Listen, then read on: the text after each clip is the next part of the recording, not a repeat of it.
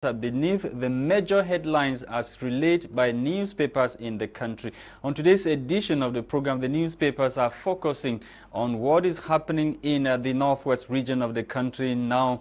Rival faction of separatist fighters have killed dreaded general or dreaded Amba General Isubu that was in Kumbu in Bui division of the northwest region recently, and the faction led by General Ngeupi retaliated an attack reportedly carried out by General Isubu in that part of the country. The general, as we read in the newspapers, shut down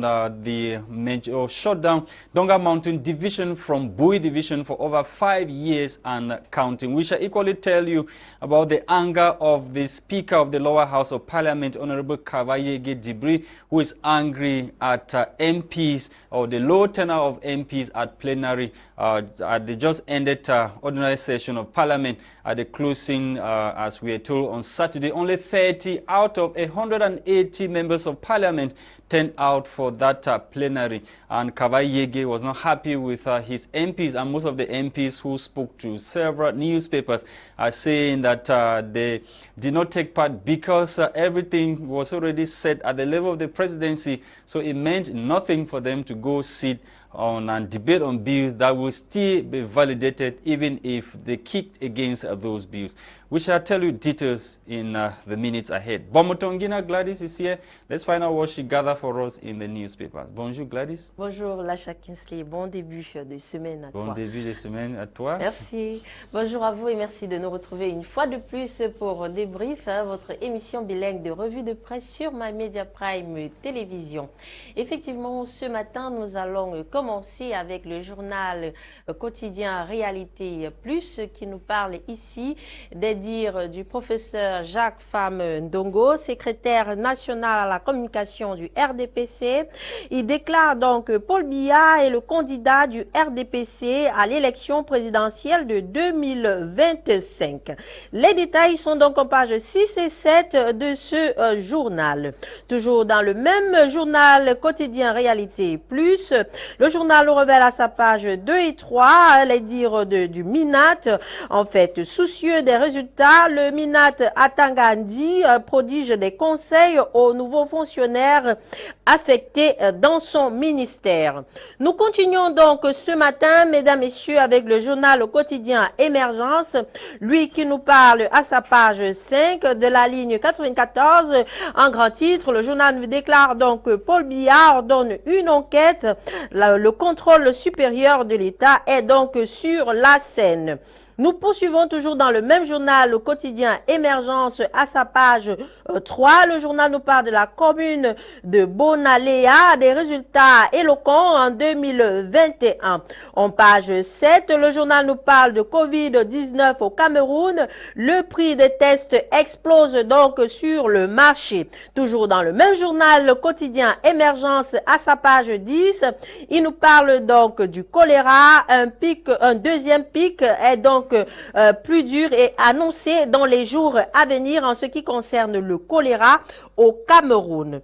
Mesdames, Messieurs, nous continuons ce matin avec le journal Mutation, lui qui nous parle des universités d'État nouvellement construites au Cameroun, en parlant de l'université de Garoua, de Bertois et de Bolova. Ces universités d'État sont donc à la recherche des recteurs. En effet, 3 mois après leur création, le projet de nomination est donc bloqué à la présidence de la République. Les détails sont en page 7 de ce journal. En page 5, le journal nous parle d'un décès de choléra à la prison de Newbell. Nous restons toujours dans le journal Mutation, à sa page 11, qui nous parle des tests désormais payants, des tests de Covid-19 qui sont donc désormais payants.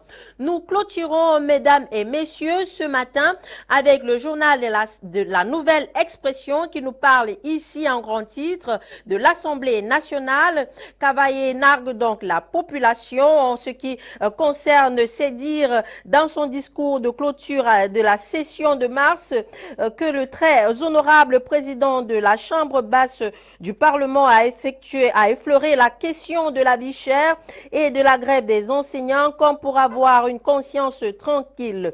Les détails sont donc en page 5 de ce journal. En page 8, le journal nous parle de la crise anglophone au Cameroun. Le MSF est donc en difficulté. Mesdames, Messieurs, c'est ici que nous nous arrêtons pour ces titres en langue française. Place à la découverte de ces titres en langue anglaise avec toi, Lasha. Thank you, Bomotonguina. Gwladys, let's kick start this morning with the Guardian Post newspaper. The Guardian Post is focusing on the outing of Kavayege Jibril at the National Assembly that was on Saturday after teachers' strike. Writes the Guardian Post newspaper. Kavayege warns government of impending danger if.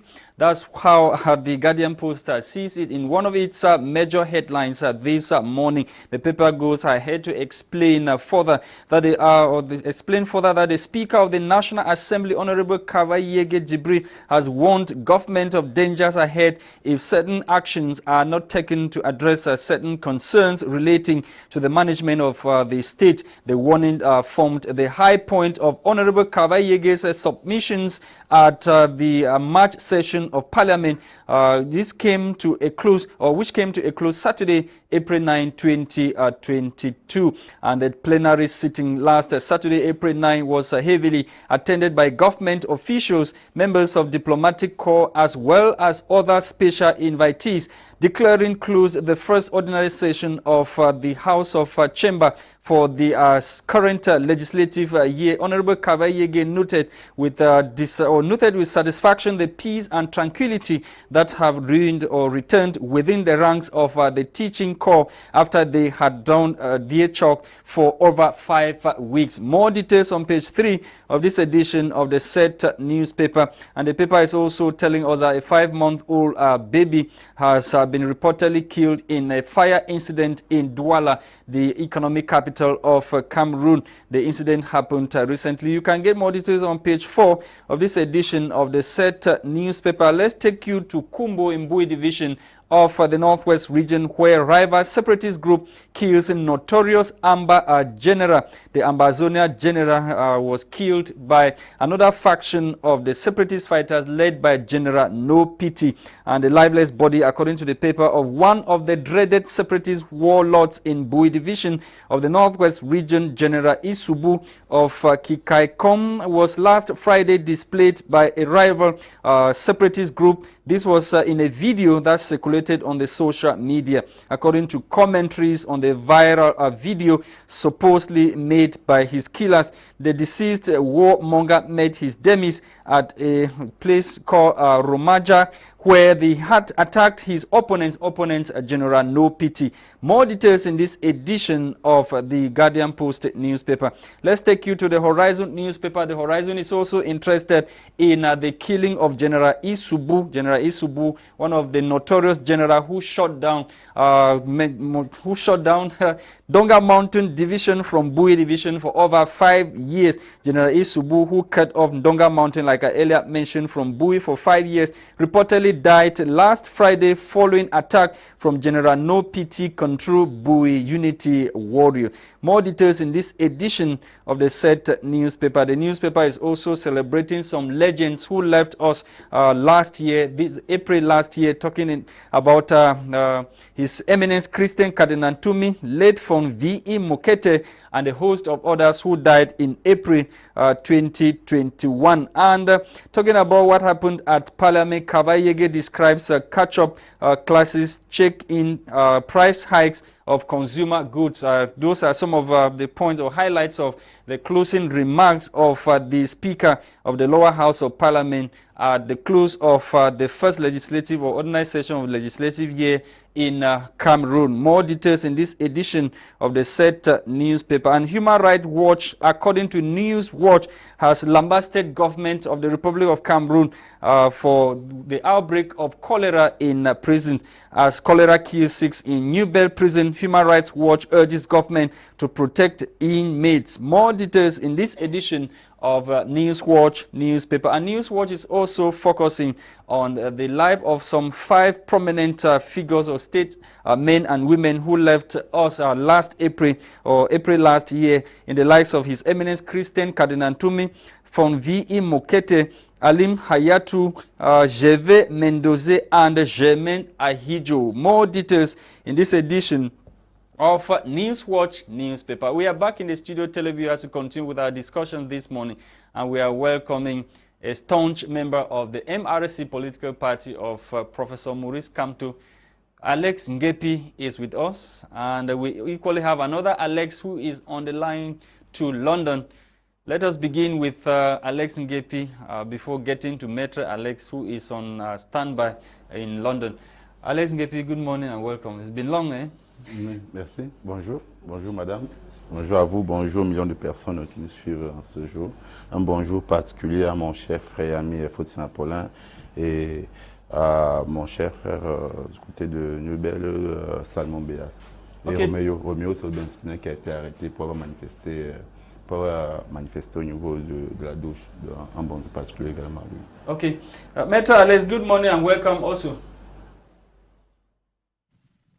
Yeah, I don't know why you're breaking up. I can hear you since you went to the stage studio. Okay. Hello? Yeah, right on, Yes. Metro, right on. Say it again. Say it. I'm getting you now. Yeah. Right on. Let's begin with you and begin with these headlines. This headline in the Guardian Post newspaper talking about Honorable Kawayege Jibri that is not happy with members of parliament. Out of 180, only 30 took active part in plenaries at the just ended parliamentary session in Yaoundé.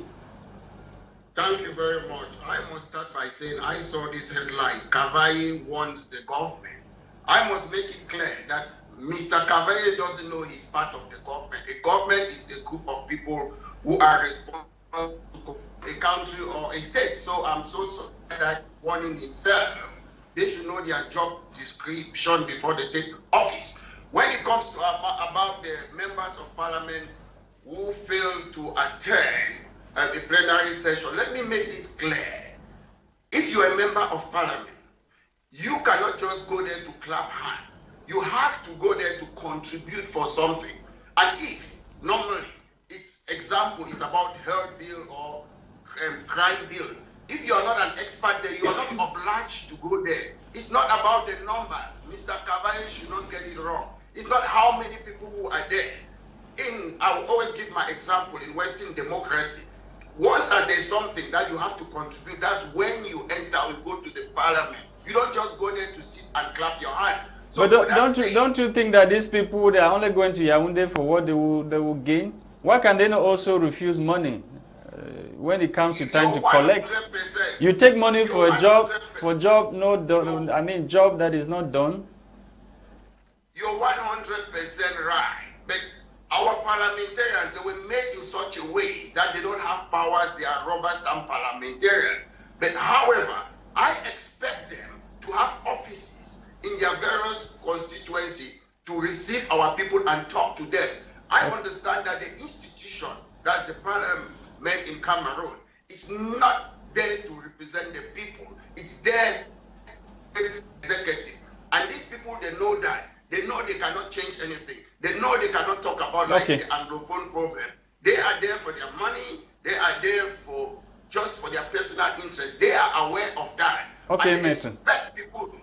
I will be coming back to you. Let us get to Alex Ngeupi, who is also with us in the studio. Gwladys, let's begin with what Newswatch is talking about: human rights, lambasting the government or urging the government to ensure that the conditions of inmates are the best when it comes to this outbreak of cholera.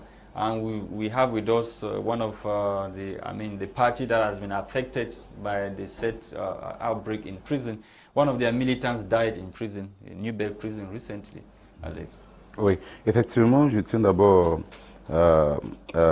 réitérer mes condoléances auprès de l'épouse, de la famille congénitale de M. Roméo, qui est décédé de suite de choléra à la prison de centrale de Nubel. Donc c'est important de le dire.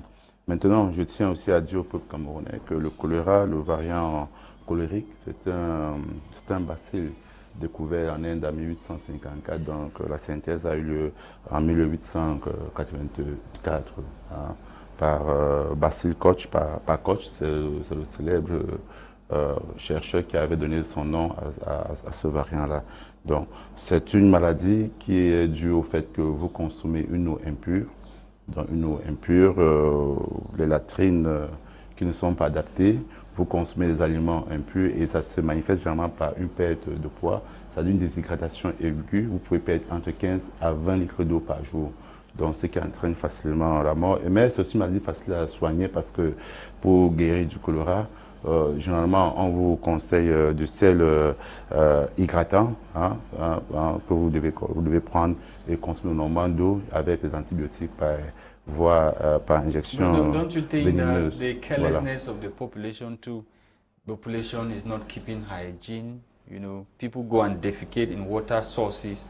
And, No. You know, people, they don't want to, I mean, follow hygiene principles.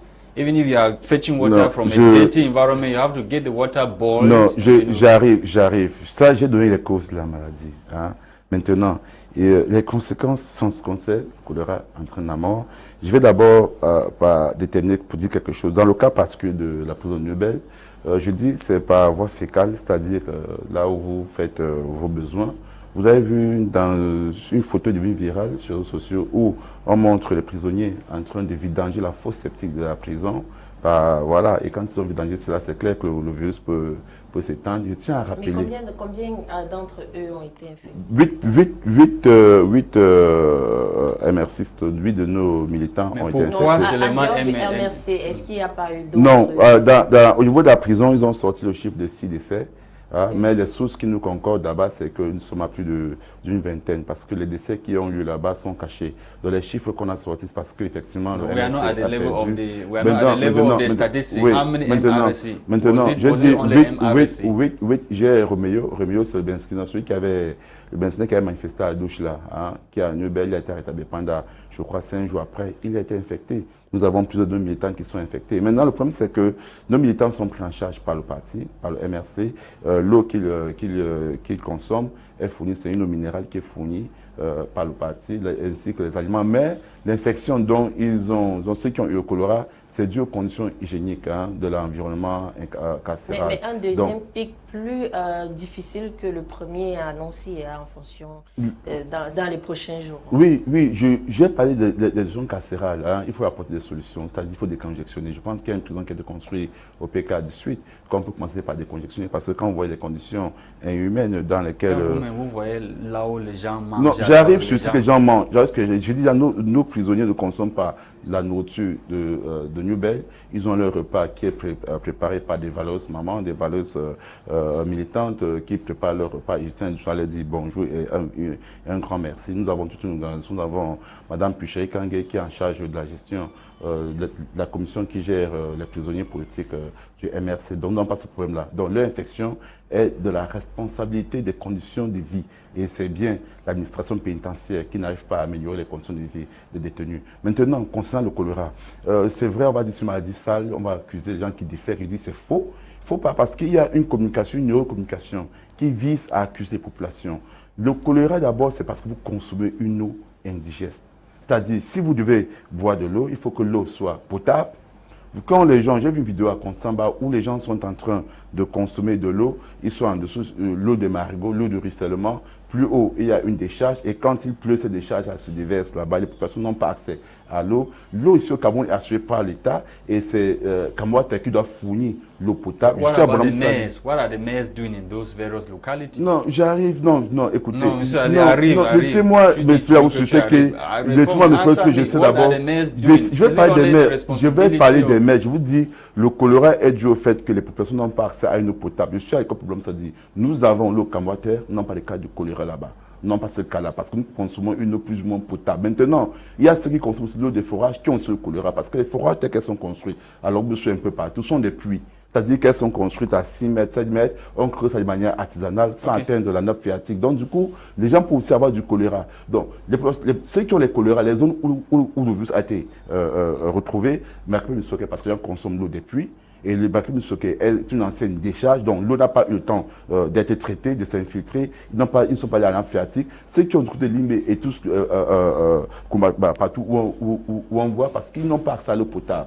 Donc c'est ça qui est question. Maintenant, si vous parlez des maires, juste quelques secondes, des maires, la solution pour combattre ce virus serait de décentraliser la gestion de l'eau. C'est-à-dire qu'on doit confier la gestion de l'eau aux communautés décentralisées, pas les maires. Les maires peuvent élire sur un programme dans lequel ils vont dire aux populations, nous allons assurer votre santé hygiénique, parce que le courant, c'est un aliment, c'est une denrée. Donc, nous allons nous rassurer que les populations, vous aurez une eau potable, quitte à ce que nous allons créer des entreprises qui vont permettre de vous produire de l'eau, parce que le nom de chaque département camerounais est un fleuve. Soit nous allons accentuer par la construction des forages. Et maintenant, ce bout de 5 ans, les mairies n'ont pas pu, c'est-à-dire que s'il y a ce choléra est détecté dans une zone, ce choléra est détecté dans une zone, les maires sont directement responsables. Et là, les populations peuvent leur sanctionner à travers les urnes. Mais dans le cas actuel, le choléra est géré par l'autre gouvernant et c'est eux qui décident et ils ne sont pas responsables de cela, ni les maires. Donc il faut revoir le... No, we should call them their names. They are criminals. They are not separatists. If you want to fight for Anglophone problem, you cannot be harassing your own civilians, your own brothers and sisters. People go back home to bury their own loved ones. You ask them money. I will make it quite clear I'm somebody fighting for the interests of Anglophone. These guys are no generals. Before you become a general, you go to school, you learn, you become something. And I will not sit on your platform and condone these criminals, they call them generals. You know what to do if you want to become a general. These are criminals fighting themselves. Some of them were released from prison, and I will never condone such attitude. If they want to fight for the right of our people, we can fight it in a legal and constitutional means. We have done so by giving Cameroonians Boya University, multi-party politics, GCE board. We can do it without killing each other. That is my position. I've never changed and I will always remain in the same position. We can change that country without using guns. Thank you, Metro Alex. Thank you for your time. Thank you to Alex Ngeupi. Thank you, televiewers of My Media Prime Television. It's on this note that we end today's edition of the program, which was produced for us by Christain, Tebong. We were Bomotonguina, Gwladys, and myself, Lasha Kingsley. Tomorrow is another day. Bye-bye.